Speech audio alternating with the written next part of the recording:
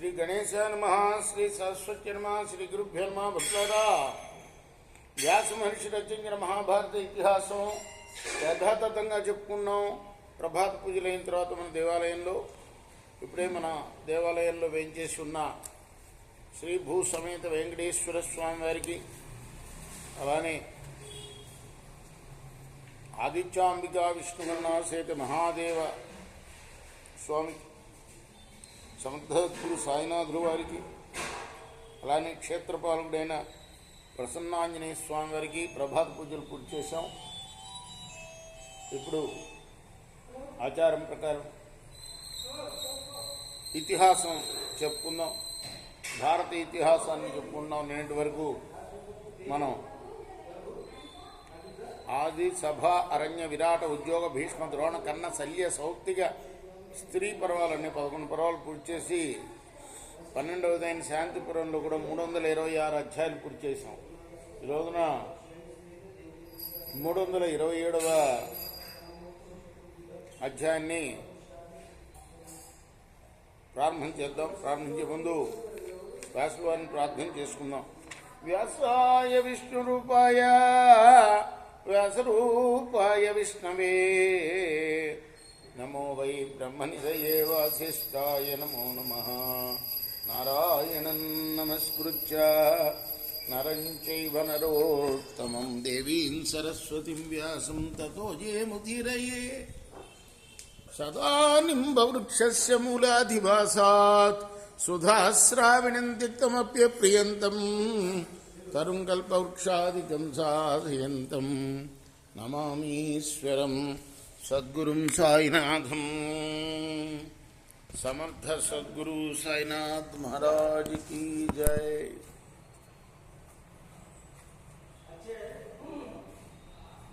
భీష్మ ఉవాచ ఏతత్ శ్రుత్వా తు వచనం కృతాత్మా కృతనిశ్చయః ఆత్మనాత్మానమాస్తాయ దృష్ట్వా చాత్మానమాత్మనా కృతకార్యః సుఖీ శాంతః తూష్ణీం ప్రాయాదుదగ్ముఖః సైశిరం గిరిముద్దిశ్య సధర్మా మాతరీశ్వరः. ఏతస్మిన్నేవ కాలే తు దేవర్షి నారదస్తథా హిమవంతం యాదృష్టం సిద్ధచారణ సేవితం తమప్సరో గణాకీర్ణం శాంతస్వనినాదితం కిన్నరాణాం సహస్రైశ్చ భృంగరాజైస్తథైవ చ మద్గుభిః ఖంజరీటైశ్చ విచైత్రైర్జీవజీవకైః చిత్రవర్ణైర్మయూరైశ్చ కైకాస్యత విరాజితైః రాజహంస సమూహైశ్చ కృష్ణైః పరభృతైస్తథా.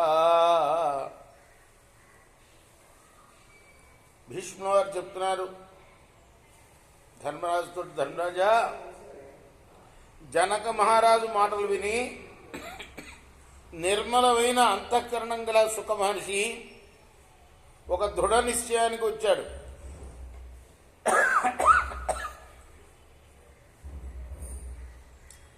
బుద్ధితో ఆత్మలో స్థిరుడై ఆత్మసాక్షాత్కారాన్ని పొంది కృతార్థుడయ్యాడు. ఆనందమగ్రుడై మహత్తర శాంతిని అనుభవిస్తూ హిమవంతాన్ని లక్ష్యంగా చేసుకొని మౌనంగా ఉత్తర దిక్కు వైపు వాయువేగంతో వెళ్ళాడు. ఈ సమయంలోనే దేవర్షి నారదుడు సిద్ధులకి చారుణులకి నివాసమైన హిమవత్ పర్వతానికి వచ్చాడు. ఆ హిమవత్ పర్వతం మీద అప్సరసల సమూహాలు అంతటా వ్యాపించున్నాయి. నానావిధ ప్రాణులు శాంతస్వరంతో ధ్వనిస్తూ ఉన్నాయి.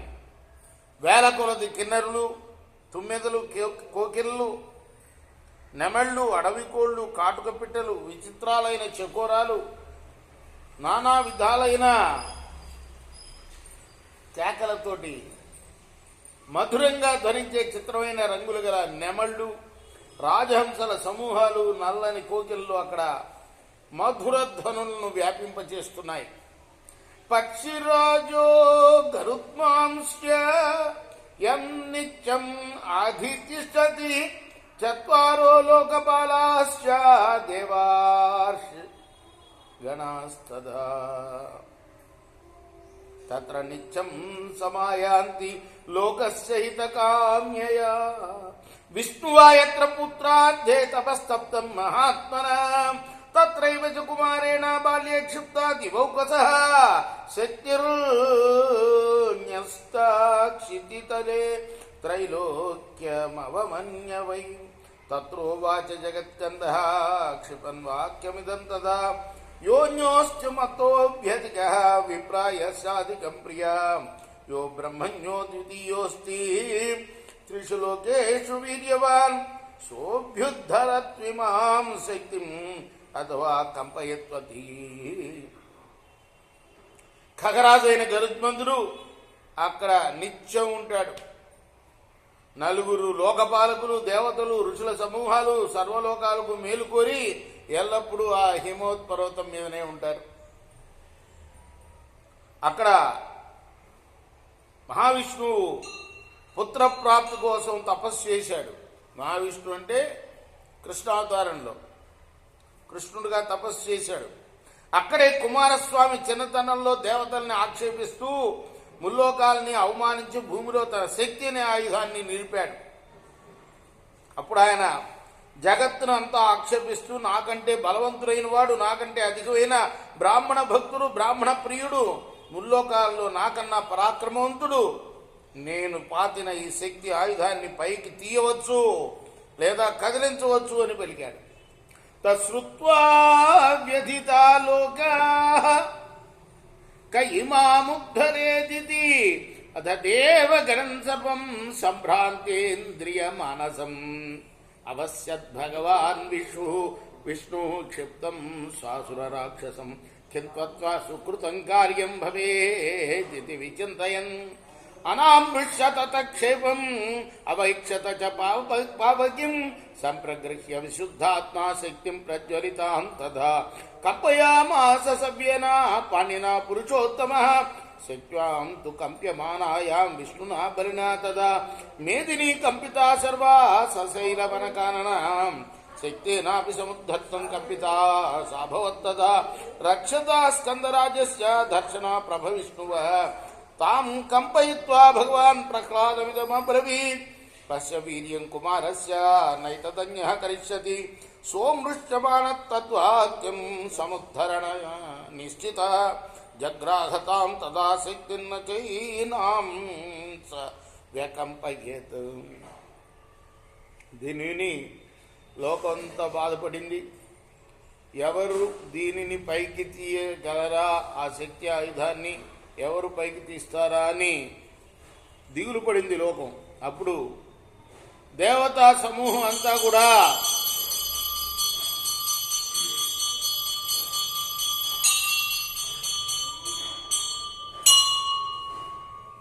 దేవతా సమూహం యొక్క ఇంద్రియాలు, మనస్సు వికలమైపోయి ఉండడం, రాక్షసులతో కూడా సర్వలోకాలని స్కందుడు ఆక్షేపించడం చూసి విష్ణుదేవుడు ఇప్పుడు ఏం చేస్తే బాగుంటుంది అని ఆలోచించాడు. అప్పుడు ఆ స్కందుడి యొక్క సవాల్ని సహించక విష్ణుమూర్తి కుమారస్వామి వైపు చూశాడు. ఆ పురుషోత్తముడు ఆ ప్రజ్వలించే శక్తి ఆయుధాన్ని కుడి చేత్తో పట్టుకొని కదిలించాడు. విష్ణువు ఆ శక్తిని కదిలిస్తుంటే పర్వతాలు, వనాలు, అరణ్యాలతో కూడిన భూమి అంతా కూడా కంపించింది. ఆ శక్తిని పెళ్లగించడానికి విష్ణుదేవుడు సమర్థుడైనా కూడా కుమారస్వామిని తక్కువ చేయడం పాపం ఆయనకి ఇష్టం లే. అతనికి అవమానం జరగకుండా ఆయన్ని కాపాడాడు. ఆ శక్తిని కదిలించి విష్ణుదేవుడు ప్రహ్లాదునితో చూసావా కుమారుడు ఎంత బలవంతుడో, దీన్ని ఎవరూ కదిలించలేకపోయారు అని అన్నాడు. ఆ మాటను సహించలేదు ప్రహ్లాదుడు. ఆ శక్తిని పెళ్లగించడానికి పట్టుకుని కదిపాడు, కానీ దాన్ని కదిలించలేకపోయాడు ప్రహ్లాదుడు. నాదం మహాంతం ముక్త్వా సహ మూర్తితో మూర్భితో గిరిమూర్ధని విహ్వల ప్రాపతద్భూమా హిరణ్యకశిపో సుతః తత్రోత్తరాం దిశం గత్వా శైలరాజస్య పార్శ్వతః తపోతప్యత దుర్ధర్షం తాత నిత్యం వృషధ్వజః పావకేన పరిక్షిప్తం దీప్యతాయస్య చాశ్రమం ఆదిత్య పర్వతం నామ దుర్ధర్షమకృతాత్మభిః న తత్ర శక్యతే గంతుం యక్షరాక్షస దానవై దశయోజన విస్తారం అగ్నిజ్వాలా సమావృతాం భగవాన్ పావకస్తత్ర స్వయం తిష్టతు వీర్యవాన్ సర్వాన్ విఘ్నాన్ ప్రశమయన్ మహాదేవస్య ధీమతః దివ్యం వర్షసహస్రం హి పాదేనైకేన తిష్టతః దేవాన్ సంతాపయంస్తత్ర మహాదేవో మహావ్రతః ఐంద్రీం స్తుతిసమాస్తాయ శైలరాజస్య ధీమతః వివిక్తే పర్వతతటే పారాశర్యో మహాతప వేదానధ్యాపయామాస వ్యాసః శిష్యాన్ మహామతి సుమంతుం చ మహాభాగం వైశంపాయనమేవ చ జైమినిం చ మహాప్రాజ్యం తైలం చాపి తపస్వనిం. ప్రహ్లాదుడు పెద్దగా కేకబెట్టాడు. ఆ తర్వాత మూర్ఛపోయాడు, పడిపోయాడు. అప్పుడు ఆ హిమవత్ పర్వతానికి పక్కగా ఉత్తర దిక్కుకు వెళ్ళి చాలా తీవ్రమైన తపస్సు నిత్యం చేసేవాడు. పరమేశ్వరుని ఆశ్రమాన్ని ప్రజ్వలించే అగ్ని 4 వైపులా చుట్టూ వెలుగుతున్నాడు. ఆదిత్యగిరి అనే ఆ పర్వతాన్ని మనోనిగ్రహం లేని వారు ఎక్కలేరు. యక్షులు కానీ రాక్షసులు కానీ దానవులు కానీ అక్కడికి వెళ్ళలేరు. ఆ పర్వత శిఖరం 10 యోజనాల విశాల ప్రదేశాన్ని అగ్నిజ్వాలలు చుట్టుముట్టి ఉన్నాయి. బలవంతుడైన అగ్నిదేవుడే అక్కడ ఉన్నాడు. మహామేధావి అయిన శంకరుడు 1000 దివ్య సంవత్సరాల కాలం అక్కడ ఒంటికాల మీద ఉండి తపస్సు చేశాడు. ఆయన తపస్సుకి ఎలాంటి విఘ్నం కలగకుండా అగ్నిదేవుడు అక్కడ ఉన్నాడు. మహాతపస్వి అయిన మహాదేవుడు అక్కడ దేవతలకు సంతాపం కలిగిస్తూ మహాతపోమగ్నుడయ్యాడు. ఆ హిమవత్ పర్వతానికి తూర్పు దిక్కున ఏకాంత ప్రదేశంలో మహాతపస్వి పరాశర నందనుడైన వ్యాసుడు తన శిష్యుడు సుమంతుడు, జైమిని, పైలుడు, వైశంపాయుడు అనే 4 వేదాధ్యాపనం చేస్తున్నాడు.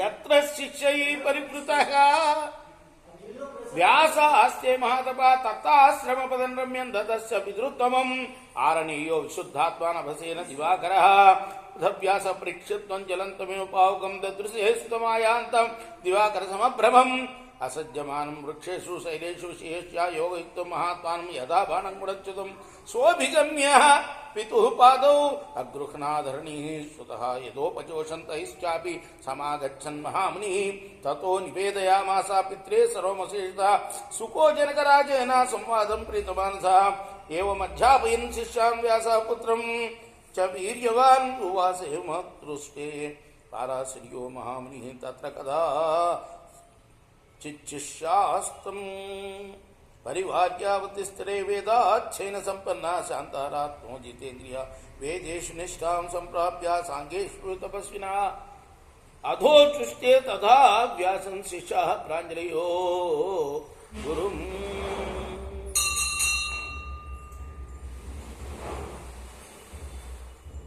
వ్యాస మహర్షి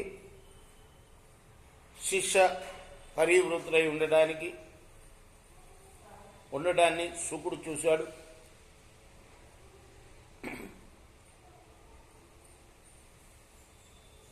వ్యాస మహర్షి కూడా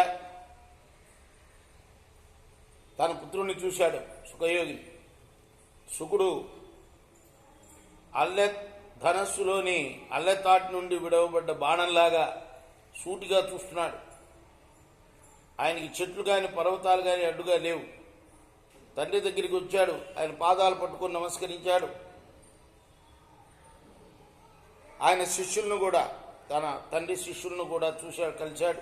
ఆ తర్వాత జనక మహారాజుతో తనకు జరిగిన సంవాదాన్ని గురించి తండ్రికి చెప్పాడు.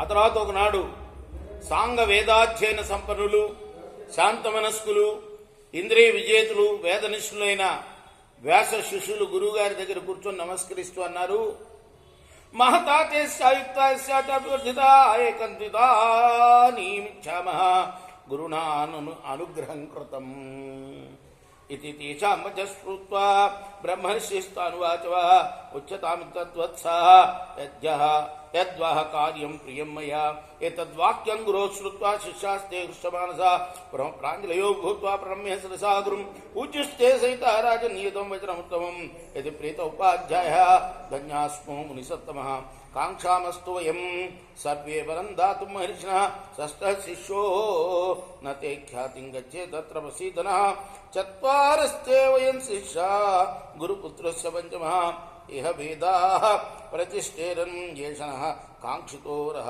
శిష్యానామచరం శ్రుత్వా వ్యాసో వేదార్థతత్వవిద్ పరాశరాత్మజో ధీమాన్ పరలోకార్థచింతకः ఉవాచ శిష్యాన్ ధర్మాత్మా ధర్మం వై శ్రేయసం వచః.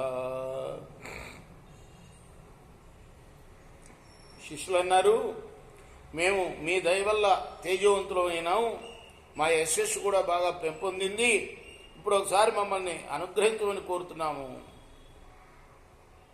అది విన్న బ్రహ్మర్షి, వత్సలారా మీకు సంతోషం కలిగించేది ఏమిటో చెప్పండి అని అడిగాడు. గురువుగారి మాటలు విన్న శిష్యులు తలవంచి ప్రణామం చేసి దోషులొగ్గి, మాకు గురుతుములైన మీరు ప్రసన్నులైతే మేము ధన్యులం, మేమందరం మహర్షి గురువులైన మేమందరం కూడా మహర్షి అయిన మా గురువు అయిన మిమ్మల్ని మా 5గురు కంటే వేరొక 6వ శిష్యుడు లోకంలో ప్రఖ్యాతులు ఉండరాదు అనే వరం ఇవ్వవలసిందని కోరుతున్నాం. మీ దయ మా పైన చూపాలి. మేము 4గురం మీ శిష్యులం, 5వ వాడు మీ పుత్రుడు. మా 5గురిలోనే మీరు అధ్యాపనం చేసే వేదాలు ప్రతిష్ఠితాలు కావాలి, ఇదే మేము కోరుకునేది అన్నారు. శిష్యుల మాటలు విని వేదార్థతత్వం తెలిసినవాడు, పారలౌకికమైన విషయాన్ని చింతించేవాడు, ధర్మాత్ముడైన పరాశరాత్మజుడు, ధర్మాత్ముడు మేధావులైన తన శిష్యులందరితో ధర్మానుకూలమైన క్షేమకరమైన మాట ఇలా చెప్పాడు. బ్రాహ్మణాయ సదాదేయం బ్రహ్మ శుశ్రూషవే తథా బ్రహ్మలోకే నివాసమిహ ద్రవం సమాభి కాంక్షతే భవంతో బహుళ సంతు వేదో విస్తార్యతామయం నాశిష్యే సంప్రదాతవ్యా నావ్రతే నాకృతాత్మని ఏతే శిష్యగుణా సర్వే విజ్ఞాతవ్యా యథార్థతా నా పరీక్షత చారిత్రే విద్యాధేయ కథంచన యదా హి కనకం శుద్ధం తాపచ్చేదనికర్షణై పరీక్షేత తథా శిష్యామి ఇచ్చేత్ కులగుణాదిభిః ననియోజ్యాశ్చ వః శిష్యా అనియోగే మహాభయే యథామతి యథా పాఠం యథా విద్యా ఫలిష్యతి. నాయనలారా, శాశ్వత బ్రహ్మలోక నిత్య నివాసం కోరేవాడు అధ్యయనం చేయాలి అని దృఢమైన కోరికతో వచ్చే బ్రాహ్మణుడికి ఎల్లప్పుడూ అధ్యాపనం చేయాలి. మీరు అసంఖ్యులై ఈ వేదాధ్యాపనం విస్తరింపజేయండి. శిష్యుడు కానివానికి, మనస్సు స్వవశంలో లేనివాడికి, బ్రహ్మచర్య వ్రతాన్ని చక్కగా పాటించిన వాడికి మాత్రం వేద అధ్యాపనం చేయకూడదు. ఇవన్నీ శిష్య గుణాలు. ఎవరినైనా శిష్యుడిగా స్వీకరించే ముందు వానిలో ఈ గుణాలు అన్నీ సరిగా ఉన్నాయా లేవా అని తెలుసుకోవాలి గురువుగారు. ఎవరిలోనైనా ఈ సదాచార పరీక్ష చేయకుంటే వానికి ఏ రీతిగానూ విద్యాదానం చేయకూడదు. అగ్నిలో కాల్చడం, మొక్కలు చేయడం, గీటురాయి మీద రుద్దడంతో బంగారం స్వచ్ఛతను గుర్తించినట్లే కులం, గుణాలు మొదలైన వాటితో శిష్యుని పరీక్షించాలి. నియోజ్యాశ్చన శిష్య నియోగే మహాభయే ధామతి యథాపటం తథా విద్యాఫలస్యతి సర్వస్తరదుర్గాని సర్వభద్రాన్ని పశ్యతు. మీరు మీ శిష్యులను ఎలాంటి అనుచితము మహాభయంకరమైన త్రోవలో పెట్టకండి. మీరు సరిగా బోధించినా ఎవరికి ఎలాంటి బుద్ధి సంపద ఉంటుందో, అధ్యయనంలో ఎలాంటి పరిశ్రమ చేస్తాడో దాన్ని బట్టి వాని విద్య సఫలం అవుతుంది. అందరూ దుర్గమ సంకటాలను అతిక్రమింతురుగాక, అందరూ శుభాలు పొందుదురుగాక. శ్రేవయేచ్ఛతురోవర్ణాన్ కృత్వా బ్రాహ్మణమగ్రత వేదాస్యాధ్యయనం గీతం తచ్చకార్యం మహాస్మృతం. స్తుత్యర్థమిహ దేవానాం వేదా సృష్టా స్వయంభువ యో నిర్వధేత సంమోహత బ్రాహ్మణం వేదపారగం సోభిజ్ఞానా బ్రాహ్మణస్య పరాభూయాద్ ఆశంసయ యశ్చాధర్మేణ విబ్రూయాద్ యశ్చాధర్మేణ పృచ్చతి తయోరన్యతరః ప్రైతి విద్వేషం చాతి గచ్చతి. ఏతత్వః సర్వమాఖ్యాతం స్వాధ్యాయస్య విధిం ప్రతి ఉపకుర్యాస్య శిష్యానాం ఏతచ్చ హృదితో హిరువో భవే. బ్రాహ్మణుని ముందుంచుకొని 4 వర్ణాల వారికి ఉపదేశం చేయాలి. ఈ వేదాధ్యయనం మహత్తర కార్యం అని పెద్దలు చెప్పారు. దీన్ని తప్పక చేయాలి. బ్రహ్మదేవుడు ఈ లోకంలో దేవతలను స్తుతించడానికని వేదాలను సృష్టించాడు. వేద పారంగతుడైన బ్రాహ్మణుని అజ్ఞానవశాన్ని నిందించిన వాడు బ్రాహ్మణుడికి అనిష్టం కోరడం వల్ల నిస్సంశయంగా పరాభవం పాలవుతాడు. ధర్మ సంప్రదాయాన్ని అతిక్రమించి ప్రశ్నించేవాడు, అధర్మపూర్వకంగా సమాధానం చెప్పేవాడు, వీరిద్దరికీ మృత్యువు కలుగుతుంది. లేకపోతే పరస్పరం ద్వేషించుకుంటారు. ఈ స్వాధ్యాయ విధానాన్ని అంతా మీకు చెప్పాను. దీన్ని మీరు మనసులో ఎప్పుడు గుర్తించుకోండి. ఇది శిష్యులకు ఉపకరిస్తుంది అని వ్యాసుల వారు తన శిష్యులకు బోధించాడు. ఇది శ్రీ మహాభారతే శాంతి పర్వని మోక్షధర్మ పర్వని సప్తవింశతిక 300తమోధ్యాయ. ఇది వేదవ్యాస మహర్షి రచించిన మహాభారత ఇతిహాసంలోని శాంతి పర్వంలోని 327వ అధ్యాయం. రేపు 328వ అధ్యాయాన్ని ప్రారంభం చేద్దాం. కృష్ణార్పణమస్తు. సాయి కృష్ణార్పణమస్తు. స్వస్తి ప్రజాభ్య పరిపాలయంతాం న్యాయమార్జనమేమి జాగో బ్రాహ్మణేభ్య సుమస్తనిత్యం లోకా సమస్తా సుఖినో భవంతు. కృష్ణార్పణమస్తు. సాయి కృష్ణార్పణమస్తు.